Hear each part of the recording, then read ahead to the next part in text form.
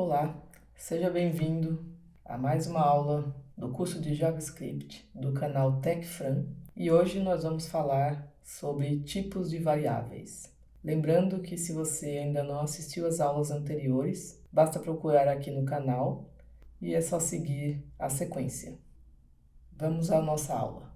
Aqui eu já deixei aberto o VS Code com o HTML que a gente utiliza para poder rodar o código aqui no browser. Vamos começar criando o nosso arquivo de JavaScript, como a gente sempre faz, com o nome index.js. E agora a gente já pode começar a nossa aula. Então, a gente vai falar sobre tipos de variáveis, né? Então, em programação é muito comum a gente ouvir falar sobre tipos de variáveis. E muitas linguagens de programação elas são bem exigentes em relação à tipagem de variáveis e de dados em geral. Então, o tipo ou tipagem em programação é basicamente o tipo de dado que a gente vai atribuir a uma variável. Esse tipo de dado pode ser um número, um texto, pode ser uma função, pode ser um objeto. A gente vai ver objetos e funções em aulas futuras.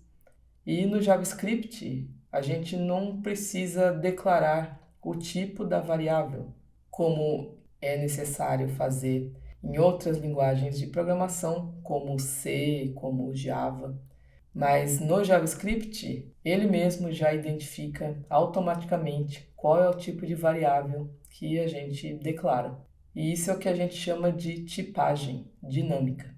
Então, vamos ver aqui quais são os tipos que a gente vê, os principais em JavaScript. Na realidade, existem dois tipos de dados que a gente vai ver. O primeiro a gente chama de tipo primitivo. Então, o que seriam esses tipos primitivos? Eu vou dar alguns exemplos. Quando a gente cria uma variável, eu vou usar o const. A gente vai criar uma variável que é, por exemplo, um texto. Esse tipo de variável, que é um texto, no JavaScript a gente chama de string.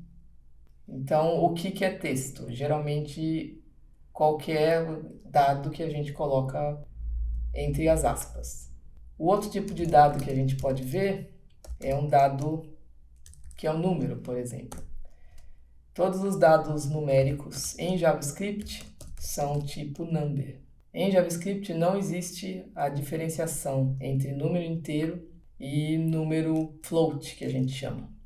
Então, por exemplo, se eu criar uma outra variável aqui com 11.1, ainda é um tipo number.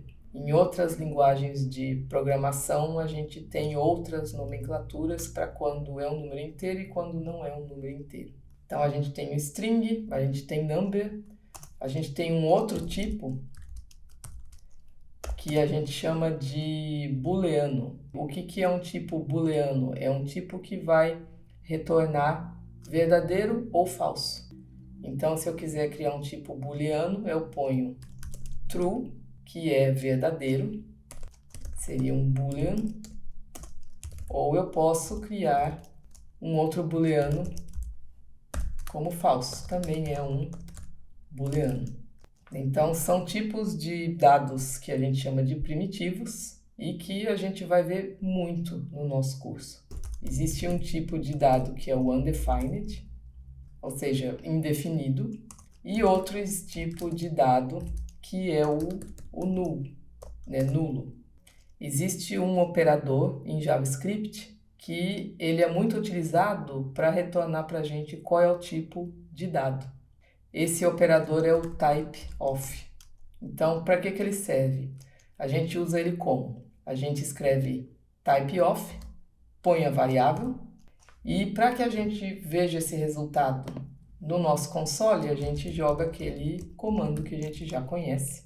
Então, se eu salvar isso aqui, a gente vê o resultado desse tipo de dado. Esse tipo de dado é undefined. Então, se a gente colocar, por exemplo, a variável e, booleano, o c pode ver que ele é um number, né? Então, se eu imprimir o B também, então veja que o C e o B são numerais. E pode ver que, independente de ser número inteiro ou não, o JavaScript entende que é do tipo number e pronto. Né? E, por fim, o tipo A, a nossa variável A, desculpa, é um string. E sempre que você tiver dúvida, usa esse comandinho console log type of a sua variável, caso você não tenha certeza de qual tipo que é, e você vai poder tirar a sua dúvida. Então é isso, se você gostou dessa aula, você gostou desse canal, eu peço que você se inscreva.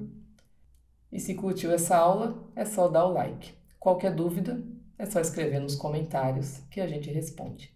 Até a próxima!